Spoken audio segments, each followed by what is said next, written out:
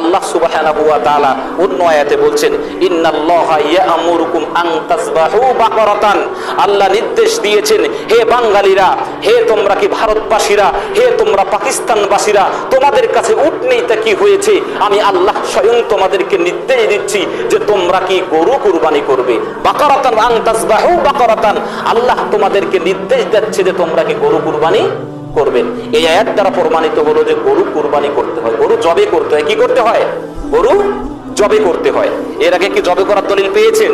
আমি জানি না দলিল পেয়েছেন কিনা, তবে আল্লাহ নিজে বলছেন ইন্নাল্লাহা ইয়া'মুরুকুম আন তাসবাহু বাকারাতান, যে আল্লাহ সুবহানাহু ওয়া তাআলা তোমাদেরকে নির্দেশ দিয়েছে যে তোমরা গরু জবে করবে। তাহলে উট নহর করতে হয় আর গরু জবে করতে হয়। গরু নহর করলে চলবে না। আল্লাহ সুবহানাহু ওয়া তাআলা অন্য আয়াতে বলছেন ইন্নাল্লাহা ইয়া'মুরুকুম আন তাসবাহু বাকারাতান।